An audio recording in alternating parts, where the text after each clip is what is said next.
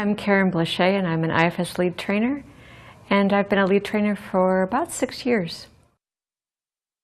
Well, I work in a training center that has hooked up to it. We actually train physicians and therapists and many different kinds of mental health and health professionals. And a colleague of mine who was on the behavioral medicine team with me recommended that we bring in this guy called Richard Schwartz, who had written Meta Frameworks, as someone that could talk to our family practice residents and various therapists. And when I first came to the organization that I work with, one of my dreams was always to really meld the mind-body world. You know, it's like this thing about physicians take care of the physical and counselors and psychotherapists that we tend to the mind and the spirit. So even 20-some years ago, it was something that I really wanted to see. So when my colleague suggested that Dick come to Asheville and teach, I was really, really excited. I also was trained as a family systems therapist. So looking at Meta Frameworks and both my love of working with patients that are referred to me by the physicians as well as systems work, it was meant to be, I think. And IFS has been life-changing for me personally, and it has been what I would say the right turn in the road for me professionally. I have really been around the block because I work in a training organization. I literally will bring in various models of psychotherapy. And I tell students who are contemplating taking this training and they want to know about IFS, I'll go, wow, it's the coup de grace, you know. I'll tell them that I've really been around the block and I really know what I'm talking about. So I'm quite passionate about the model and not only its application to psychotherapy, but also I think it has a pivotal role in really healing the world. So as far as how it's impacted me personally and how it's impacted me professionally, it's kind of like the Oscars, you know, the Emmys. It's top of the heap for me.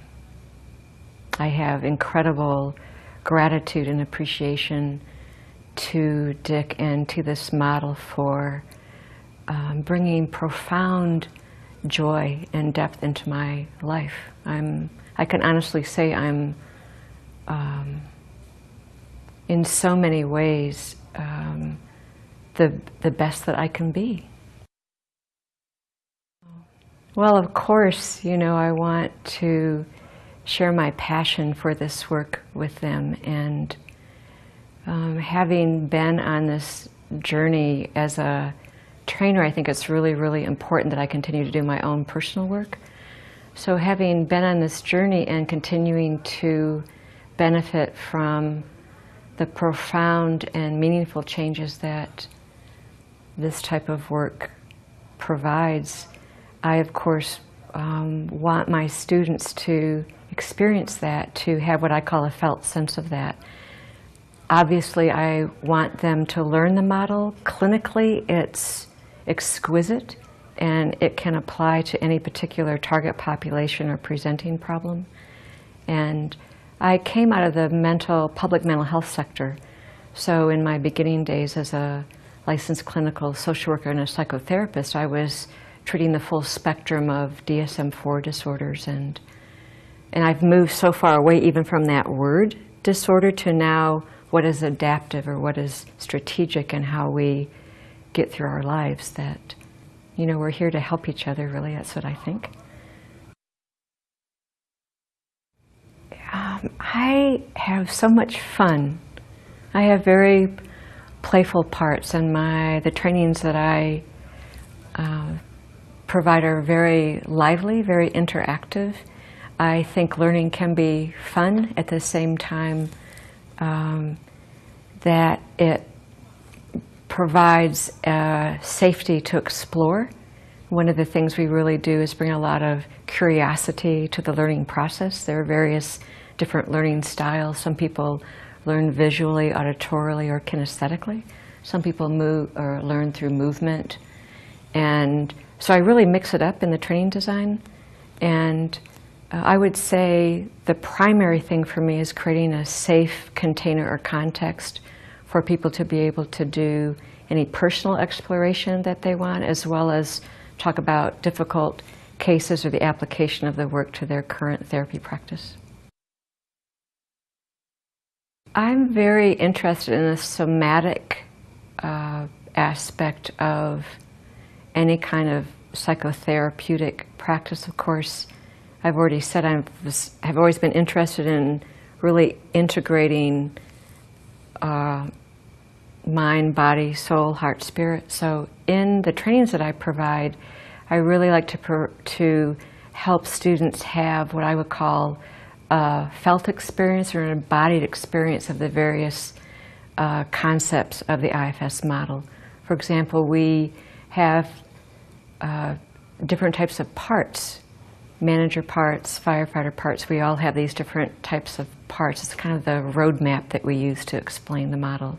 Exile parts. We all have this beautiful inherent capacity for compassion and caring, both for our own parts within as well as those that we may experience in other people.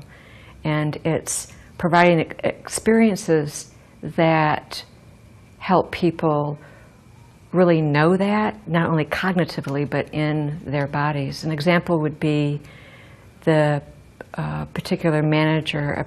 Someone might have a manager part, and an exercise would be to get to know that type of part by trying it on in one's physical body. So actually become more aware of what that type of part feels like, what I'm thinking, what I'm feeling somatically, what I'm feeling. And that's another way of getting to know what we call in the training, getting to know particular parts of us. I mean, you could know the theoretical conceptual framework and the application of the model, and can read Dick's book, Internal Family Systems. But there is something that happens where you come to know yourself and come into connection with not only yourself but other people that is unparalleled.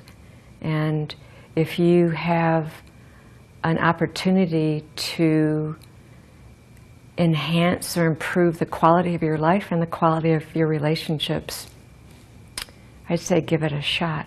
It's a true statement when I say that every student that I've worked with has been so appreciative of that opportunity to go through the training.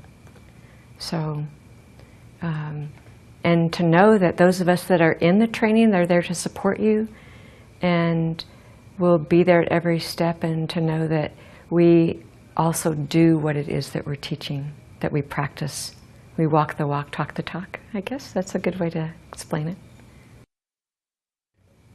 When I was practicing at the mental health center, I can remember days when I really hoped that certain clients wouldn't show up. We would call them DNKAs, DNKAs, did not keep appointment. And I would just relish those times. And now my experience is I'm disappointed if someone doesn't come in, because I have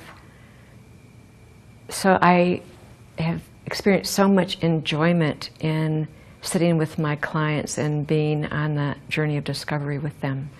It also has completely enhanced my presence as a therapist. One of the things we talk about in the training a lot is the therapeutic relationship, both within the client, between the concept of self-leadership, self-energy, the compassion and curiosity they can bring to their own process and how they're organized inside, as well as therapists, we bring this compassion, curiosity, this calmness, this absolute solid belief in our ability to, be in harmony and in congruence within ourselves and with others in our lives. We bring that spirit, that love to our work, and I truly feel so confident in my abilities with any type of problem, any type of person. I also really, as I keep talking about, like the somatic component, many of my clients are patients that are referred by physicians that have chronic somatic complaints, that through work with the IFS model, they experience healing in that regard too. When I first took the training, I got a little bit jumbled up with the use of this word part or parts. The aha moment for me in the training came when I realized that my initial response to the word part or parts was actually a response of a part that was concerned that I was being categorized or judged or somehow relegated to something other than the uniqueness and the gifts that I bring. So that was kind of a like, I get it now, and this way of just being in relationship with my internal experience, so that irregardless of what was coming at me as far as very strong energy or someone being upset with me, I had this really solid and grounded center that I can return to. I would say connection and community. That I have a good part of my adult younger years was spent really having those parts out front that were afraid of being judged or somehow misconstrued or misunderstood. And the quality of my relationships, the community that I experience in IFS is such a gift. It's when you ask me about the students, and what I hope for each student is to have that connection that they feel within, and the self-love, the connection and relationship with other people, the sense of community, and the great spiritual connection it provides us in ways that we're, in our uniqueness, we're all still connected. And that's so incredible. I'm so humbled, completely humbled and aware of the grace that comes with whatever sequence of events happens that you hear about this work or come to it, the invitation, the opportunity. I'm humbled and so thankful to not only have this model for my own personal life and my professional life, but because of how powerful it is and how tender and gentle it is and how loving it is at the exact same time, that I am just eternally grateful and appreciative of just all of that. And the joy that it brings, the solace and the comfort, the serenity.